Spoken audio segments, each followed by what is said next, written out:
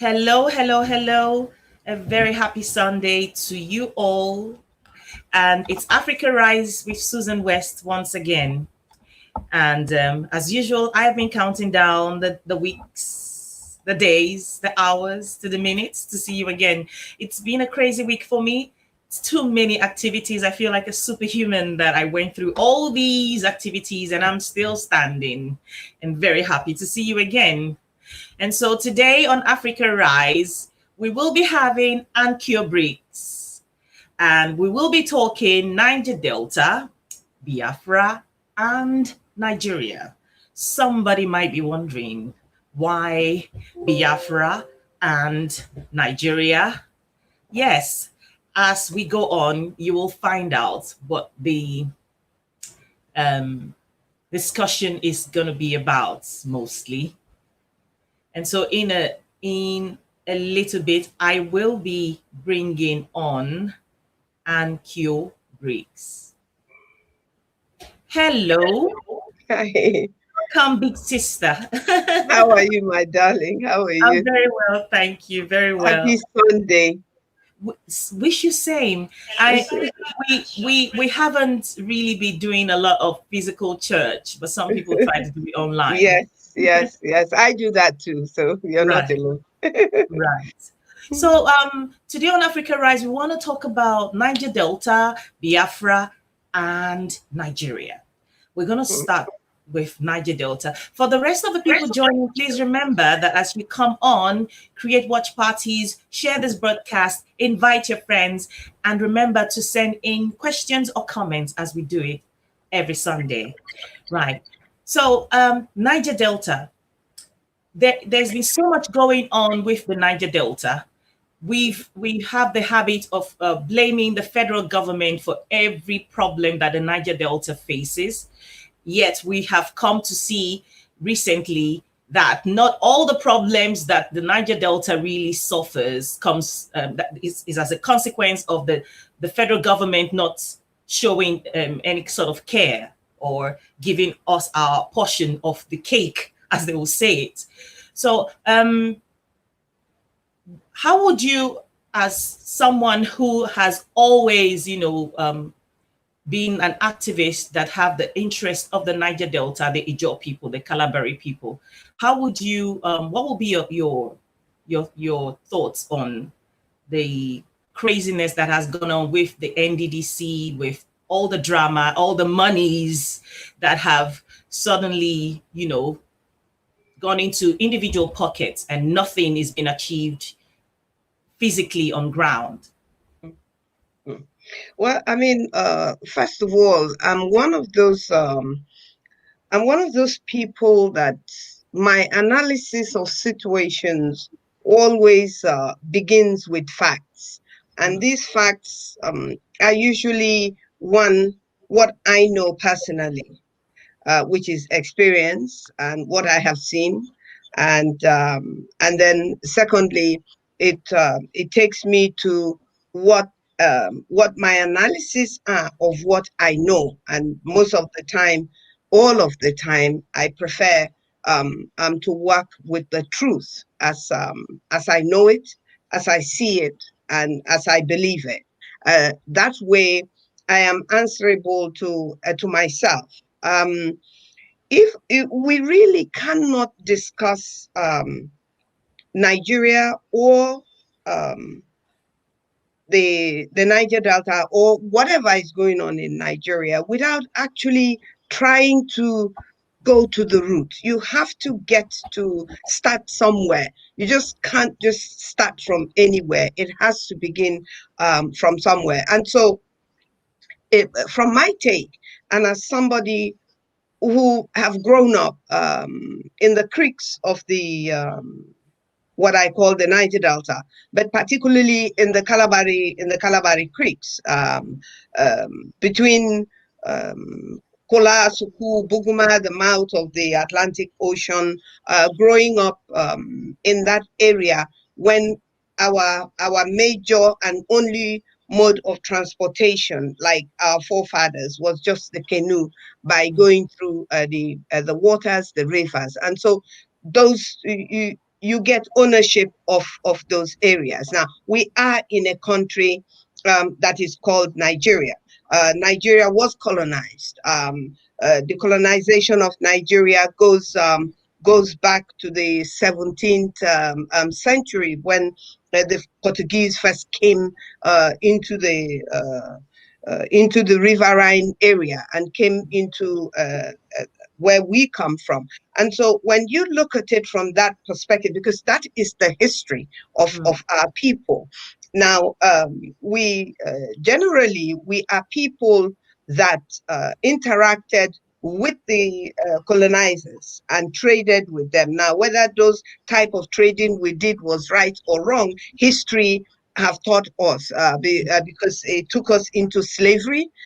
They came and they kidnapped people, and that's why I laugh when people say, "Oh, that they're kidnapping people." When I appeared on BBC, that was what I told them. When I appeared on Hard Talk, you can't say we're kidnapping people when kidnapping really was started. What was done in the slave trade was kidnapping. They kidnapped people, they stole people, and some of them were kings of their of where they come from. So the problem of Nigeria is centuries old problem. So it has brought us to where we are today, where we have independence. We fought a war. We survived the war, if you will call that surviving. And then we oil was found. We've not benefited from the oil, and that's where we are today. So now we ask, if we have not benefited from the oil, whose fault is it? That's where I think your question have started.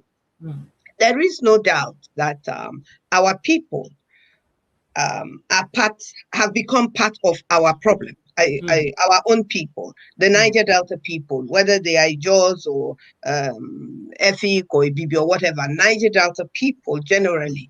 But speaking as an Ijaw ethnic daughter, we are part of our problem, but not all of us are part of our problem. Um, but the aspects of where the federal government comes in. Now, if you are a government, then at some stage the buck stops with you. You have to make certain decisions. Now, Nigeria is supposed to be a federalism, a country that is run on federalism. And so if you run on federalism, what then is federalism? Federalism means that the federating units, in the case of Nigeria, the 36 states, are supposed to be responsible for themselves up to a point. But that's not what Nigeria has been since after the war. Since after the war, even at the creation of the states, River State was created, the state you and I come from, was created at just before the Civil War. And then Adakaboro raised arms before the Civil War against the federal government. And why did he do that? He did that because he began to complain that we were not benefiting from the resources, which is the oil and gas. So that goes back to the 60s now. So when a government that is supposed to be a federal government is being run first by the military, and then back to civilian, and then back to the military, and you begin to find that it's not a federation. It is really authoritarian up to a point, and the military takes over, and the constitution is set aside, and the constitution is not working in favor of the people, and the military does whatever the military wants to do. And by the time we come back into the civilian situation like we are today in 2020, but starting from 1999, when Obasanjo took over, we began to see that the system is not working, starting with the 1999 constitution. Now, the agitation of the Niger Delta people was what brought about the NDDC, which you have mentioned. Now, the NDDC, in all honesty, was supposed to be an intervention agency, because the federal government have taken over all the rights of the state government. So the federal government instead of just being a federal government where they are now responsible for the security of the country, the border, the custom, the federal government, the army, and all of that. They have extended, the federal government has centralized all the powers. And so because all the powers are centralized, they have weakened the states. It is actually the federal government that is supposed to be weakened in terms of what it does. And what should happen is that the state government should be able to cater for itself, to generate funds within the states and to use whatever is in the state. But what happens is that there is a sharing formula that the federal government have decided that they will take whatever is in the states that produces the oil, take it to the federal government, and then give a level of allocation back to the people who own this. And in so doing, they have also created states that are not viable. What I mean by that is that you cannot really create a state.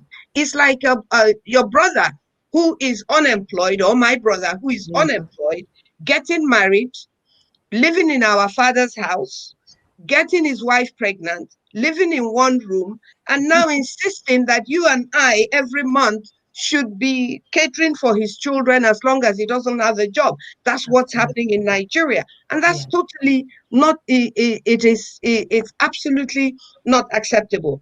Corruption, of course, is part of Nigeria. Even Nigeria was created, as far as I'm concerned, by the British government based on corruption. They based on corruption in the sense that they came in there, they looted, they also looted the place, so they were taking things away back to England. And at the end of the day, all of these things is corruption. When they left, they also left that system. And so that system is what Nigeria is really using. So whichever way you look at it, the South is, particularly the Niger Delta, is worse off. And yes, I do agree that whether we like it or not, we have to look inward and we have to take responsibility from here on. Even if we didn't take it before, we must begin to take responsibility from here on and say that, look, we must begin to do things differently. Because somebody says, bring the money from the Niger Delta and give it to me if I appoint you the MD, does not mean that you should do it. If you do it, you're just as bad as the people that we're blaming, which is the federal government. Absolutely. So it is one thing to have states that are not viable, states that can't cater for themselves. Then there is another thing of having states who have that have own mineral resources that the federal government refused to acknowledge that these are resources that is enough. So people are there mining gold and all these things, but Nigeria is not in the index of countries that are that have gold in that kind of. What is going to be the way forward that they still are waiting to dry up the Niger Delta areas of all the oils, yet making a lot of money somewhere in the north with so much reserve of gold? What is going to be the way forward?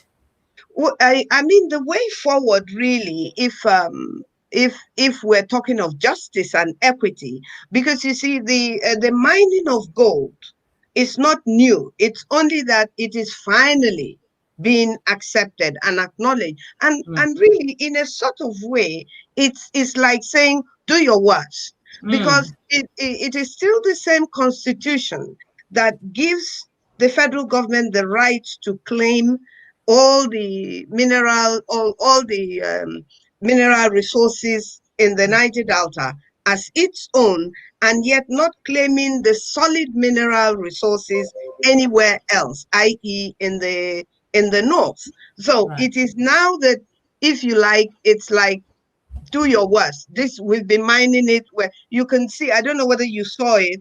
The governor of a gold mining state, and mind you, they are giving a license to independent miners of gold, and yet Niger Delta people, I can't have a license to own a small refinery, to refine even 1,000 liters of petrol a day. So these things are the things that are unfair and unjust, coming from a background of what the Constitution says is okay to do, and what the government says they don't care whether you like it or not. That is how the government is going to do. So basically, it should depend on Nigerians to be fearless and to be courageous, and to say that, look, this is not fair, because if you're mining gold and you're exploring for oil and gas, and you're taking all the oil and gas and giving back, you claim, I don't believe that we're getting 13%, but maybe that's a story for another day. And then you have another man mining gold somewhere away from the Niger Delta and putting all the money in his pocket, and just finally showing it off to the government. So already you can see that there is two different systems working for some people and working against some people. What do we do about it? Well, there are people that will be violent about it. There will be people like me that will not be violent about it. But whichever way you look at it, it's just unfair, unacceptable, and it can do us no good. At the end of the day, it will take us to a point where we will not be able to come back from. Right. And that brings me to asking, like, a society with that has no equity, no justice, cannot thrive and cannot survive. And so when you hear Biafra, people wanting to secede from Nigeria, and there, of course, there's IPOB, and there are many other ones, a few other ones that I cannot remember the names. What would be, because I saw a picture of you with Nnamdi Kanu, and I'm not sure what sort of relationship you both share. Are you in support of Nnamdi Kanu, or are you in support of Biafra, IPOB? What is it that you stand with as far as Biafra goes? Yes, let me tell you something. I was very much aware of the Civil War. I was very much aware of why the Civil War was fought. I experienced the after effect. I saw what they did to Easterners. At that time, we had Eastern region, Western region, and Northern region.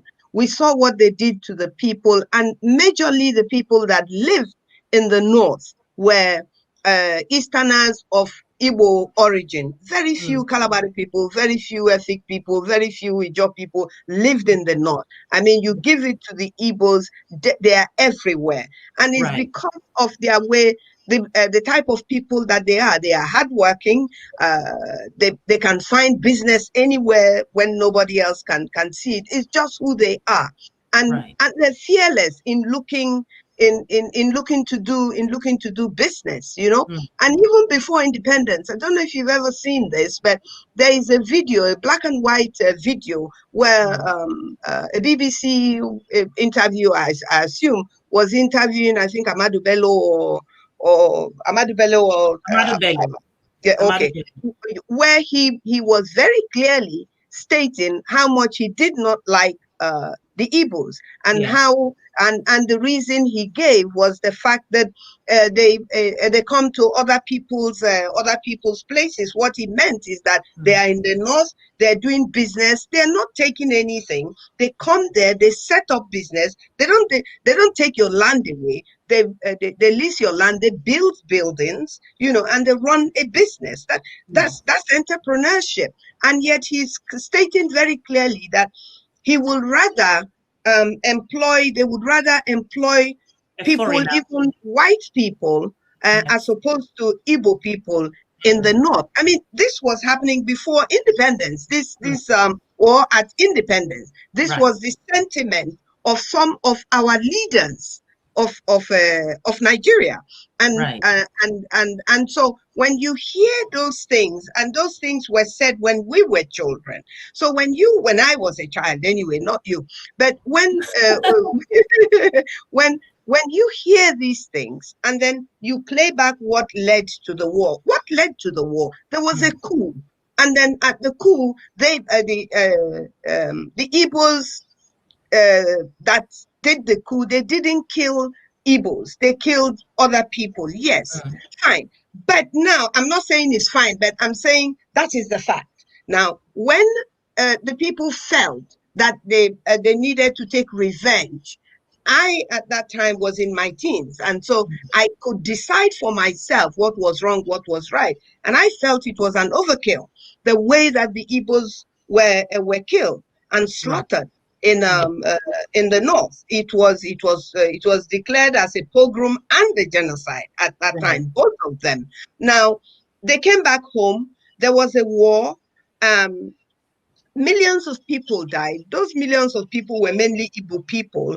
And Mm. after the war, the Igbos were told even if you had 20 million, the equivalent of it was 20 pounds. And so Wow. they started all over. Yes, they started all over again. So these are historical facts that I don't read off a book. I know, I saw it and I experienced it.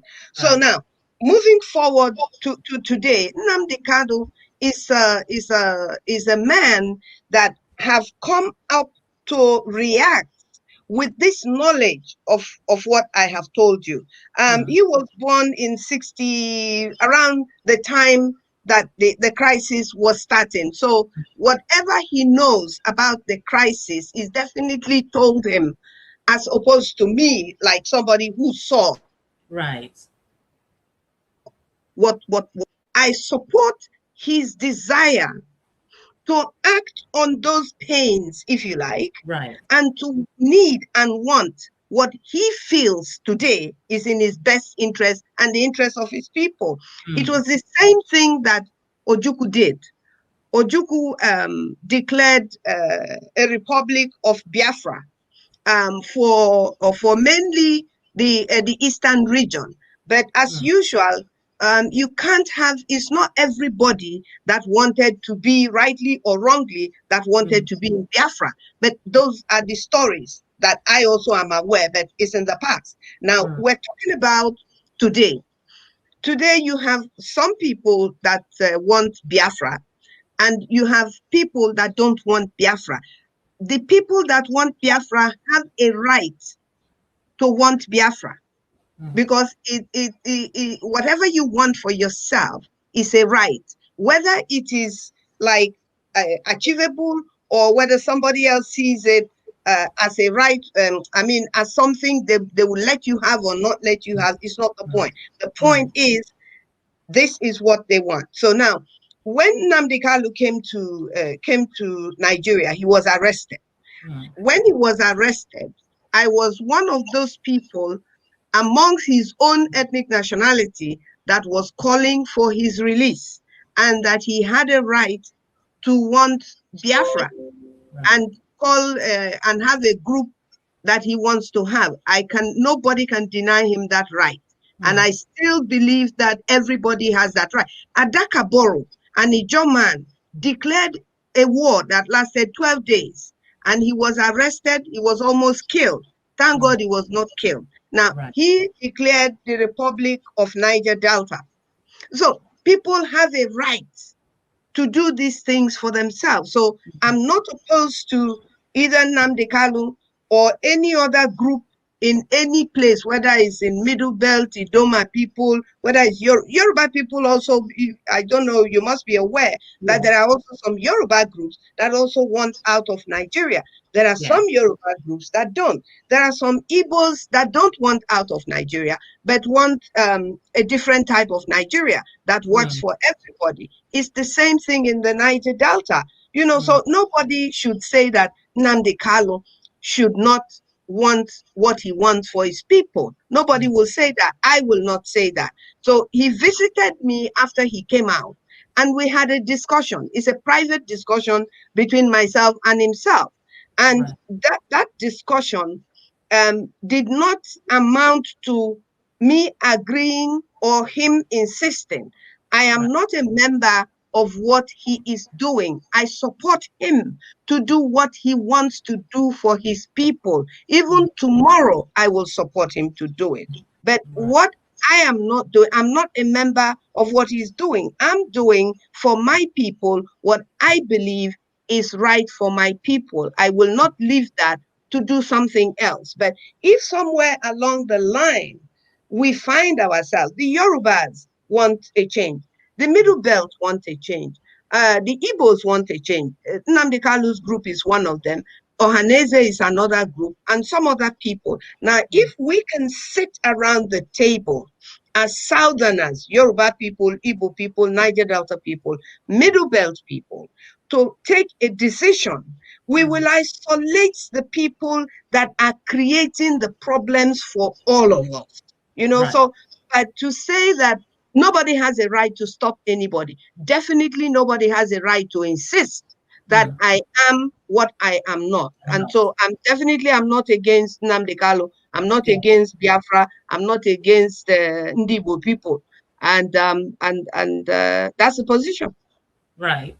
I'm just going to take a quick read of some of the comments.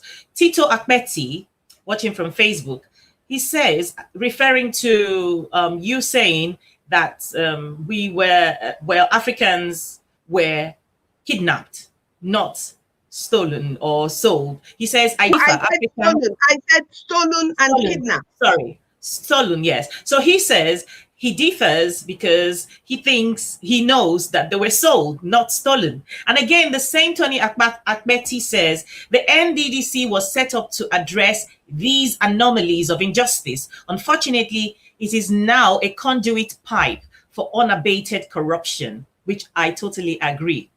And I'm wondering how we're going to, get to a place where we're able to see us as not this thief from my house is better from the thief from the outside so that we can move forward.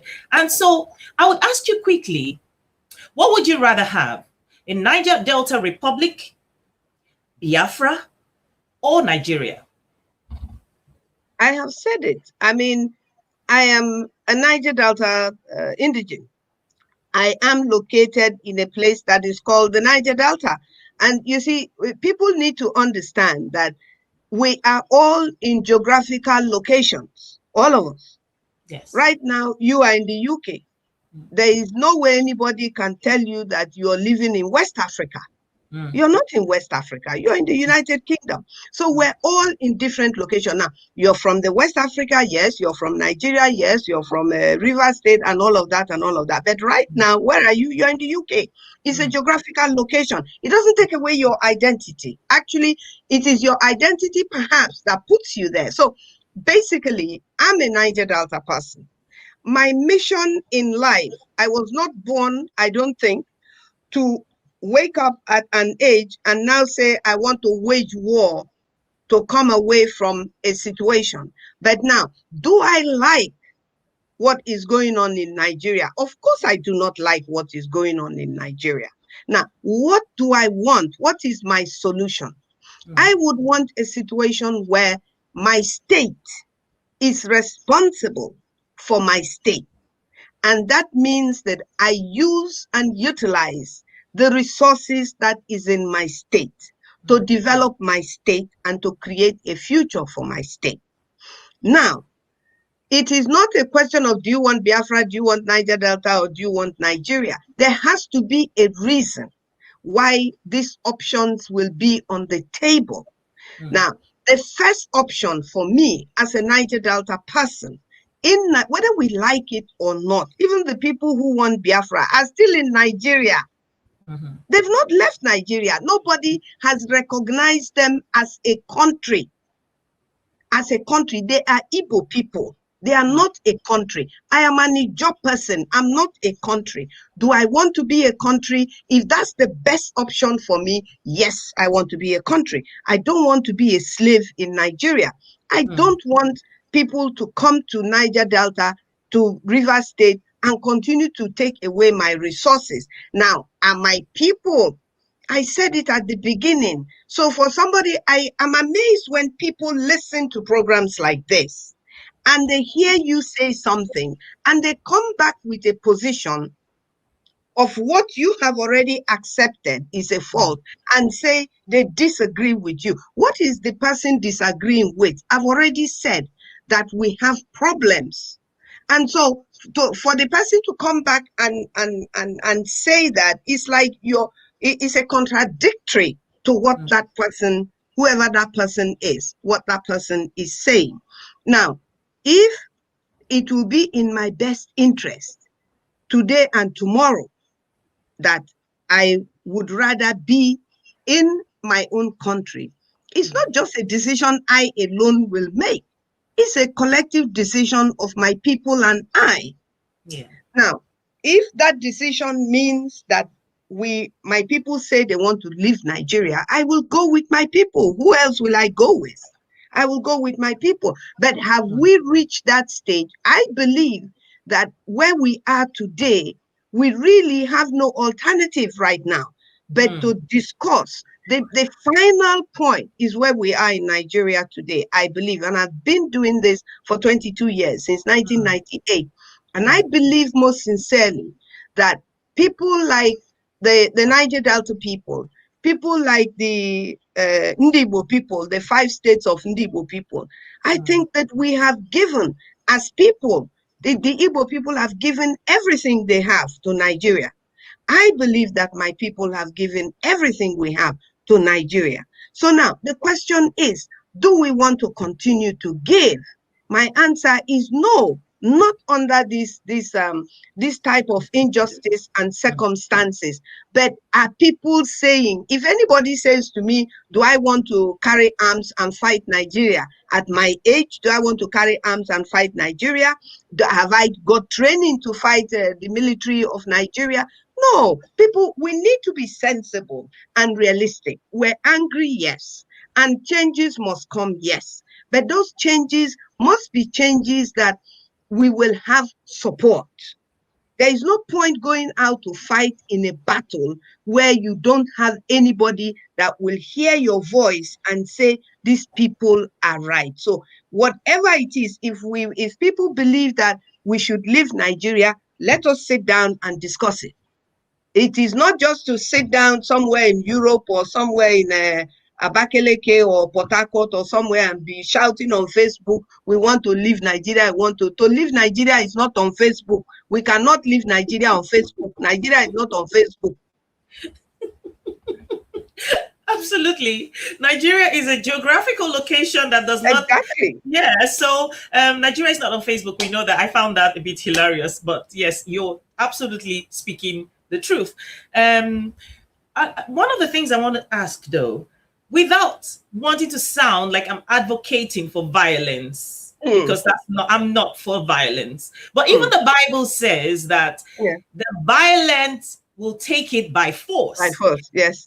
If the Nigerian government, we've been talking, we keep talking, and nothing ever changed.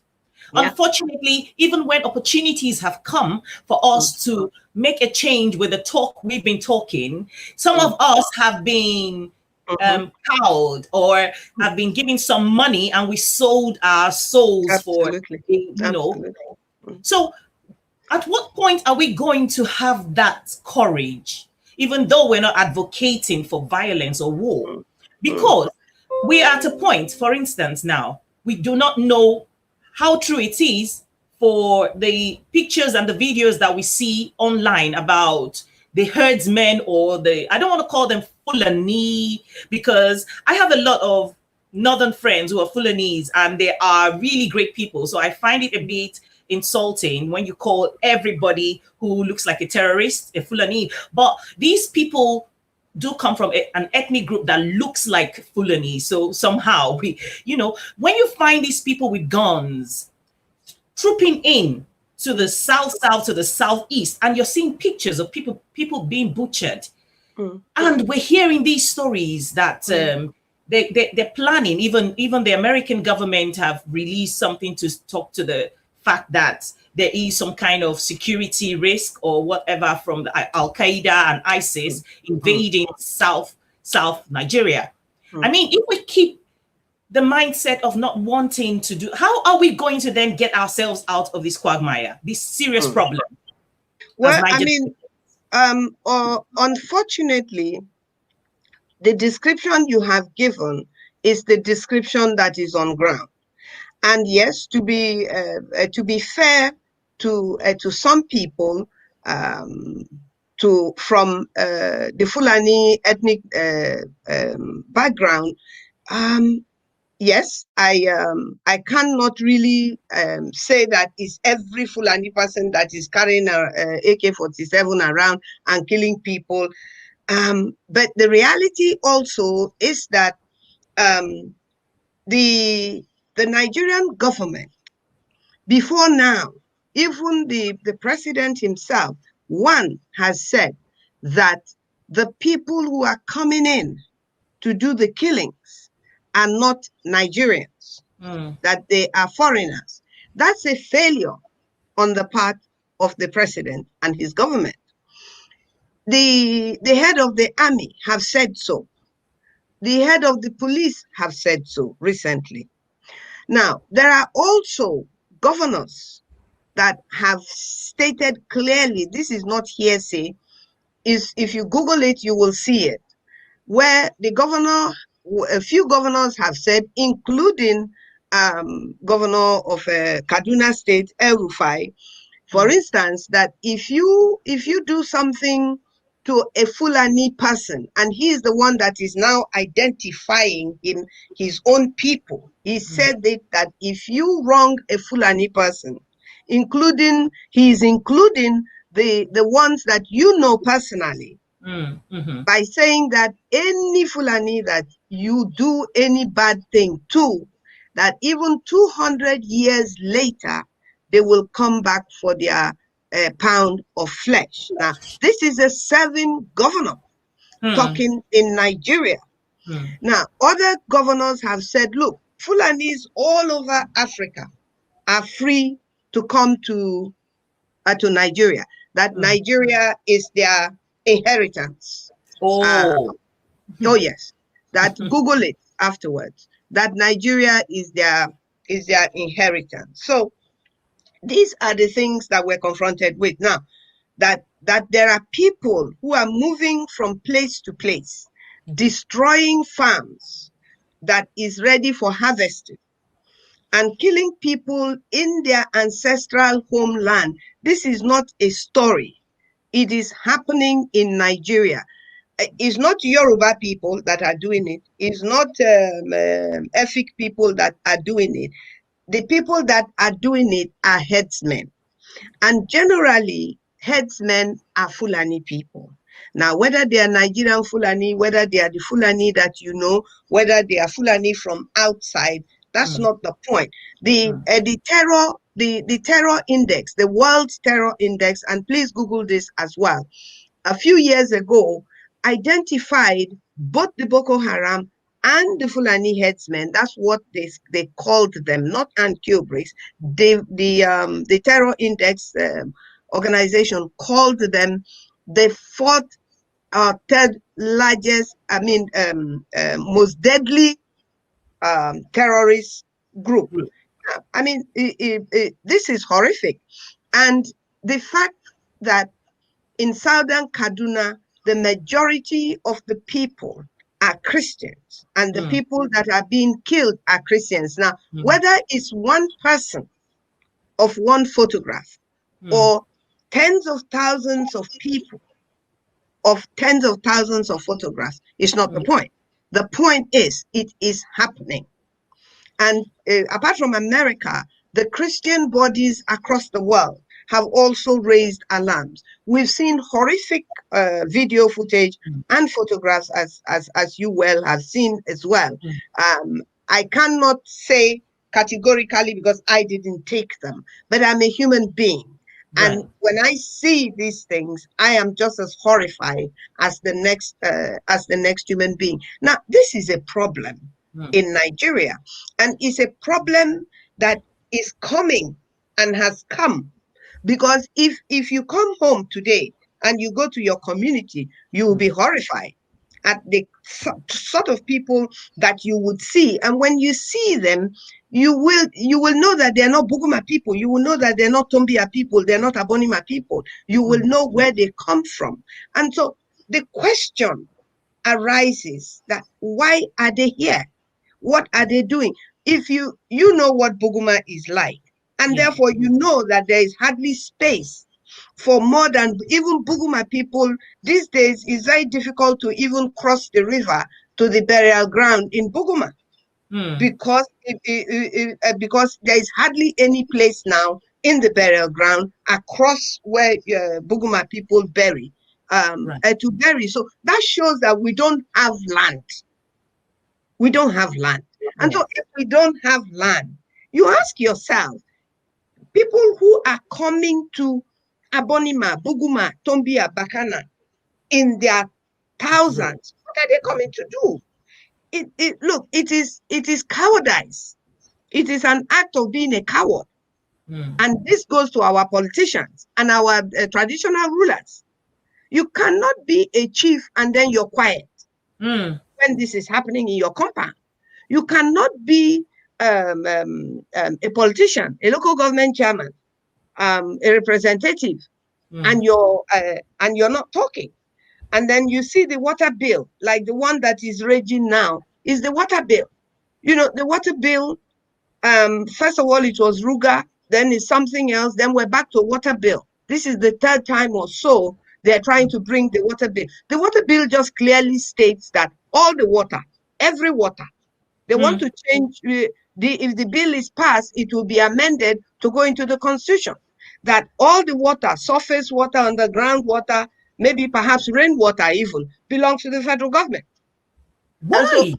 oh yes, that's the latest thing that is on now, and it's gone through first reading and second reading, and it will just go through third reading, and our people didn't talk. And then there is the issue of the karma, which is the CSC bill, where churches are now going to be taxed, that the government can come in, remove the head of a church and put whoever they like.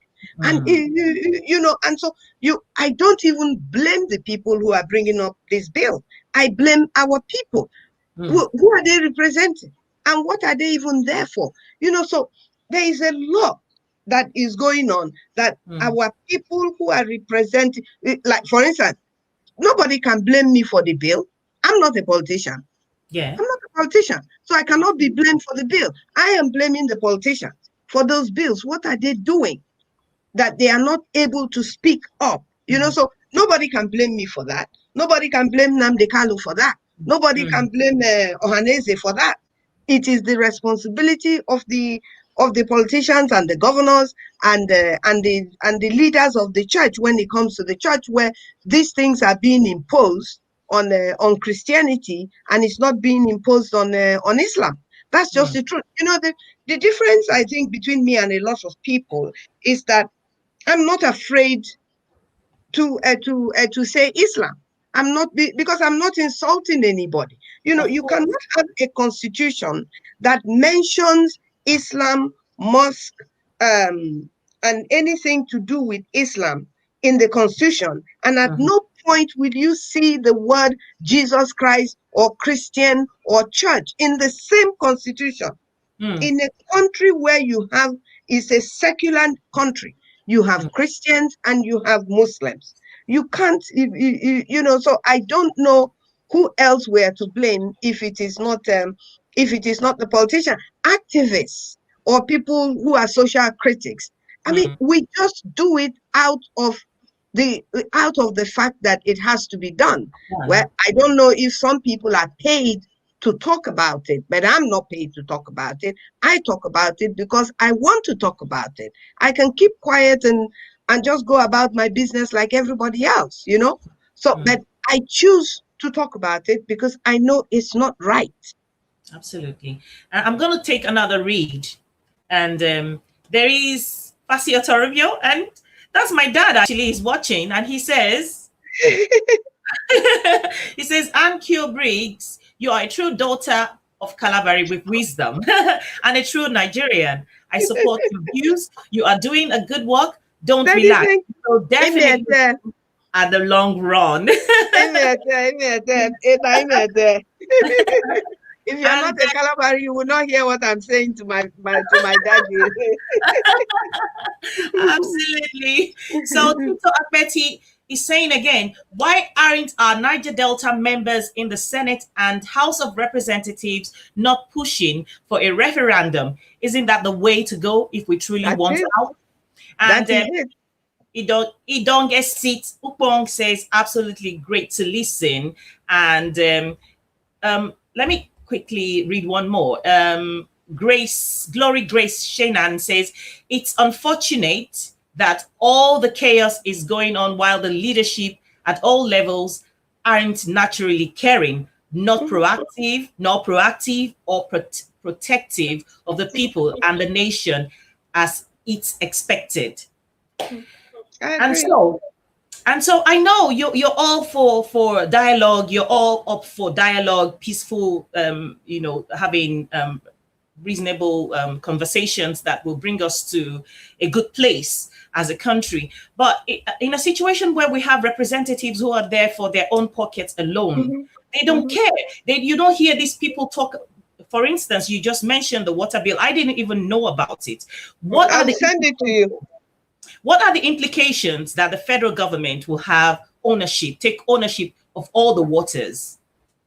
Well, I mean, the implication is that, and not only that, they've extended it into the land, up to some kilometers into the land. So if they get their way, people like us in Buguma, Bakana, Tombia, all the Kalabari areas will just belong to the federal government. And so if it belongs to the federal government, anybody can come there because it's federal government lands. And so this is the trickery. This is it's something that they are doing, using the law, using it almost illegally, but getting away with it because our lawmakers are not saying anything. Lagos is an island. And so if Lagos is an island, then it means Lagos belongs to the federal government. So basically the implication is that not only does the Constitution say that the oil and gas that is in our land, in our creeks, in our swamps and mangroves belong to federal government. Not only are they saying that, they are now saying that the water, don't forget, water is underground. Right. So if water is underground, because for you to get water from the well, you have to dig. So the federal government, by this bill, if you dig and get water, it's federal government water. Wow. Your borehole, when you dig a borehole and get water, it's federal government water. And up to a point, the land that is on top of the water is also federal government land. And so therefore, federal government owns my ancestral land. My grandfather's house where I grew up apparently belongs, if this bill goes through, apparently belongs, because of the Constitution that says that the oil under my land, under my house, if oil is found there, belongs to federal government. They are now actually extending it to say that if the water bill passes, then it means that if the water under my land belongs to federal government, then the land belongs to federal government. And then we have representatives. You see, when you hear things like this, you wonder what gives them the audacity, the courage to keep coming up with these unjust or unjust bills. Because they know they can get away with it. And we have to stop them. How are we going to stop them? Because a lot of people do. If I'm just hearing that for the first time, I'm sure I'm not alone. There are people who haven't heard about this. What's the next step? What's the way forward? What should we do as Nigerians to make sure that those people representing us in the Senate and the House of Representatives who seem to be there for their own pockets, that we make them sit up and wake up and do something about it? Well, I mean, left to me alone, I think that left to me alone, and I don't know how I can achieve this, but if people will agree with me, the organization that I convened, which is called the Niger Delta Self-Determination Movement, we have given indication. We've reached out to the six Niger Delta state governors over the issue of security, calling on them to set up our own security outfit the way Amatekun has done. They've not paid any attention to us. But that does not mean we're going to stop. Yeah. We are going to, and it can only be a call, but we will call on our people to understand that the next thing to do is to say to the government of our states, I'm talking about Niger Delta now, the Right. government, the governors and the senators and the House of Representative members and the state assembly members, the local government chairman, the councillors, all of them, that we have lost hope and faith in their governance because they are not doing anything to protect us from the imminent danger, our very existence as a people. Water, if somebody controls water, they are controlling the very life that you're breathing. Right. At this rate, the federal government can pass a law to control the air that you breathe. Basically, if they can stop you from breathing, they will. So the people, the electorate, have to realize that their very existence, their very living is what is under attack. Their right to their land is already under attack. The right to drink water freely, whether it is polluted or not, is under attack. Because the water, the federal government, and this is a bill coming from the government arm. So it is the president that is bringing the bill. And so if this is allowed to go on, then it means just literally that our very, very existence is just at stake. They can do whatever they like. And we were being colonized just the same way the Portuguese came in the 16th century to colonize Africa, just the same way the British came and the Germans came and all of that. We're back. We find ourselves back to square one. And I don't know how anybody can say people were not kidnapped, people were not stolen, they were sold. I mean, if you sell something that you don't have a right to sell, is that not stealing? If you take a human being and sell the human being, as long as you didn't give birth to that human being, you stole that human being. So I don't understand the thinking that can just write and say Annkio is wrong to say they were stolen and they were kidnapped, they were sold. I mean, I don't understand what is the difference. And quickly, your parting words, final words for the Niger Delta people, the Igbos, the Biafrans, and the rest of Nigeria that have good intentions for Nigeria. Well, I mean, definitely, I like that part of it where you say that have good intentions for Nigeria, because quite honestly, even in Niger Delta, there are people who don't have good intentions for Niger Delta. That's just the truth, because we have Niger Delta people amongst us that have sold us out. That is even as Niger Delta people. And the Igbo people have the same problem. Yoruba people have the same problem. Everybody has the same problem. There's always a goodness everywhere. Yeah, exactly. The good, the bad, and the ugly. We're all from the same place. Now, what we can do and what I do accept is that we're talking with the Middle Belt. We're talking with Yoruba people, we're talking with Igbo people, we're talking with other Niger Delta ethnic nationalities to see that we have similar, if not the same problem. And because we have similar and the same problem, we need to be able to see and find a way where we can work together. Now, working together does not mean that all of us will now become one people today before we can work together. No. How do we work with the Yoruba man while he's in Yoruba kingdom, with the Igbo man that is in Igbo land? How do we work together so that we're watching each other's back? We have to sit down round the table very quickly, know our differences, and work within those differences, and be able to work in a way that we all benefit. Now, while we're working together, whatever comes out of it is what will work.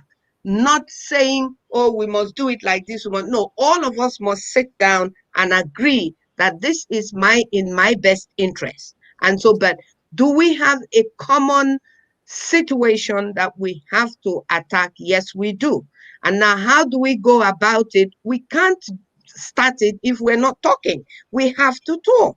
We have to talk. When we talk, we will find a solution. But that talk has to start now, and it has started. And I believe very strongly that the more we make our people to understand the dangers, the imminent dangers that are there from the ISIS, the involvement of ISIS, the desire to Islamize Nigeria.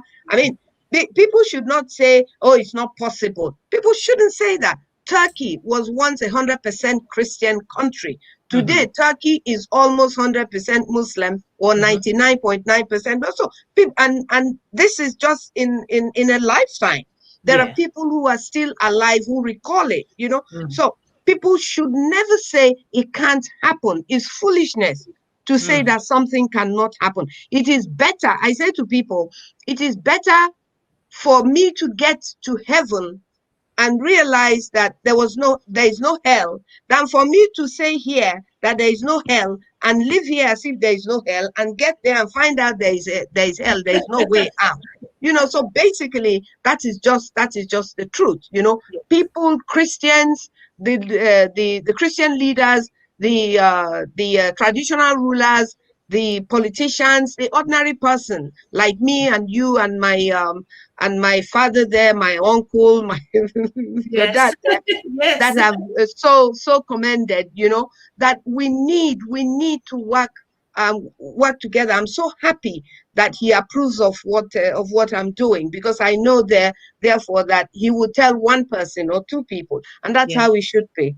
Absolutely. And on that note, I just want to say, Imete. Thank you so much. For those of you who don't know what that means, it just means thank you in Calabari language. Okay. And happy birthday to my baby, my grandbaby, once again. Yes. She had a fantastic time yesterday. I saw that. Thank you so much, and I look forward to having you back at some point in the future to talk about other things. I am available. Thank you so much. God bless you. Have a good week ahead. You too. And on that note, thank you so much for everyone who joined in on this broadcast, for everyone who shared the broadcast, who created watch parties. We depend on you to get the kind of views that we do get. Even though sometimes you see a few numbers on the screen, that's not the actual numbers at the end of the program. Because you shared it, we get hundreds, and sometimes a lot of thousands of views. So please keep supporting us on Africa Rise with Susan West. And today, of course, we had Annkio Briggs, my big sister, on Africa Rise, talking Niger Delta, Biafra, and Nigeria. And I just found out about the water bill. If you are in Nigeria, whether you're Igbo, Hausa, Yoruba, it doesn't matter the ethnicity you belong to. It is wrong what the Nigerian government is doing. So this is the time to spread the word. A lot of people are sleeping. They don't know what is going on. It is time to spread the word.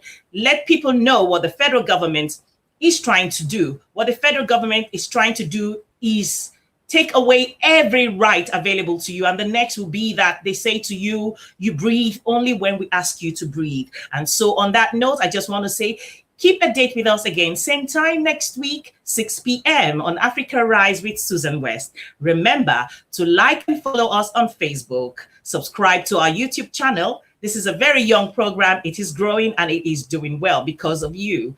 Thank you very much, and see you next time. As we go into the week, I will reveal to you once again who the guest is going to be. So take good care of yourself. God bless you.